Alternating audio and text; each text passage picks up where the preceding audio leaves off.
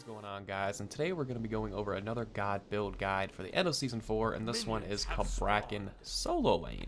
I will be doing a Cabrakan support and a Cabrakan jungle as well, so Cabrakan will probably have the most god build guides for me because he can actually viably play 3 different roles in Conquest, which is interesting. Here are Cabrakan's abilities. If you don't know what they are, you can go ahead and pause that and read them yourselves. We're going to jump into the actual build guide. Now, when you're playing in the solo lane, obviously it's going to be different than support, especially your starter items.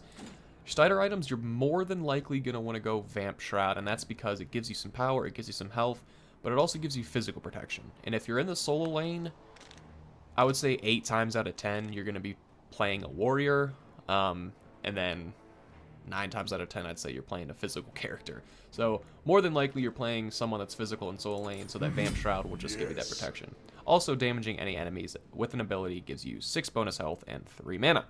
So, really good there, and with your Tremors, that's just amazing on the minions.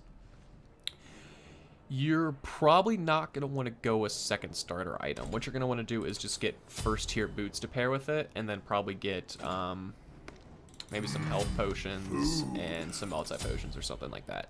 So you don't want to get double starter items with Cabrakan right away. I would go Vamp Shroud and then tier 1 boots. The boots you're going to want to get when you actually end up finishing them, pen boots. Your solo lane, your Cabrakan, you want to do damage, pen boots.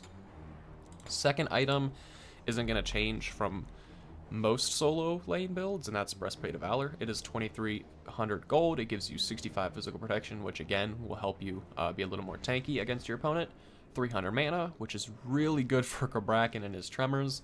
10 mana per 5, which again really good. And then 20% cooldown, which just helps with laning because the more you can clear, the more you win lane. So a good item there. Now keep in mind, normally you wouldn't be getting this on Cabrakan because normally he is a guardian, you'll be playing support, but this is solo lane, so it's a little different. After that, you're going to want to get Hide of the Urchin. This will allow you, by this time of the game, the laning phase might be over and you're probably starting to team fight, so kills and assists will be coming on board. And if you don't know what a Hide of the Urchin is, you can read it. It gives you 30 protections, and both magical and physical, which is the key. Gives you some mana, gives you some health, but it also stacks with every kill and assist you get. So, final result for Hide of the Urchin is 60 physical protection, 60 magic protection, 250 health, 250 mana. Really good item. After that, this is where it gets a little interesting. Void Stone. Or not yet, I should say. But Void Stone is pretty mandatory on Cabrakan just because Cabrakan is one of the more damage outputting guardians in the game. And Void Stone gives you health to make you a little more tanky, gives you magical protections to make you a little more tanky, but it also gives you power, and it is an aura item, which is just good for your teammates. Now, after this, if you're playing behind and you think you need to be a little more tanky, you can go ahead and get more defense.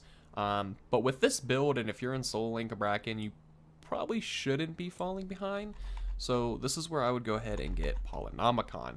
Weird, I know, might be a little weird. Now, if this was Cabrakan jungle, this would probably be more common. Solo lane, not as much, but I love the power that it gives you, 75 power, and Cabrakan is fat Loki, so you can never go wrong with power. It gives you 300 mana, which is good, and the lifesteal. The lifesteal just can't hurt, especially with Tremors. Tremors a good ability to proc that lifesteal. Using an ability gives your next basic attack within 8 seconds, 75% of your magical power. Nice.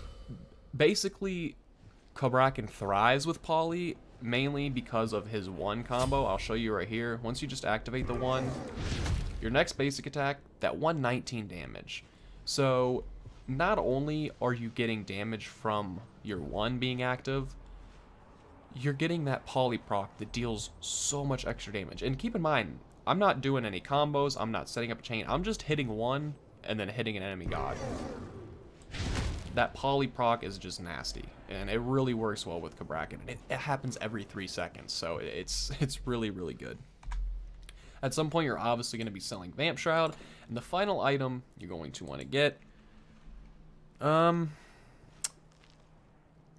it depends. If you are snowballing, like you are miles ahead, get something like a Soul Reaver just to be a dick and torture them. But if you're playing to win and it's a close game and it's a good game, finish the build off with me on Discord. It's probably I was going to say the best item in the game, but that's really subjective. Rod of Tahiti is obviously a good item too, but Mantle of Discord is almost the staple for final item in support builds because it is expensive. It is 2,900 gold, but it gives you 60 physical protection, 60 magical protection, 10% cooldown, and whenever you're below 30% health, you unleash a shockwave that stuns all enemies for 1 second, and it makes you a CC immune for an extra second. So it's basically a little extra life when you're about to die. So it's really good for Cabrakan. And you can also just go ahead and blink out for safety once you admit that stun, which is going to lead us into our relics. If you're playing in the solo lane, you're probably not going to want to get blink first item, although you could if you want to play really aggressive. That's totally up to you. I would recommend something like a Heavenly Wings first item, maybe even Hand of the Gods. I know that's completely out of meta, but when you're playing Cabrakan solo, his level 1 is just really nasty with that Tremor, so you could probably push the enemy back a little bit, and then if you're on the same page with your jungler or jungler and mid laner, you guys can call for an invade on their camps, and that's where Hand of the Gods would come in handy. So Heavenly Wings, Hand of the Gods, Shell is really good. Probably one of those three for your first items, and then second relic, Blink is going to be really good. Horrific Emblem would be nice too, Cursed Ankh, Thorns. So you have a lot, even Bracer of Undoing, you have a lot of options with Cabrakan. The only things I would tell you that I probably wouldn't get would be Sunder, Aegis. You could even maybe get Beads, maybe. I wouldn't recommend it. If you're feeling desperate, you could, but there's a lot of options when it comes to relics with Cabrakan. But Blink, if you're trying to be zesty with it, I would probably recommend Blink at some point. But that is going to wrap up the build, guys. If you enjoyed it, be sure to drop a like and hit subscribe for more content like this. And until next time, peace.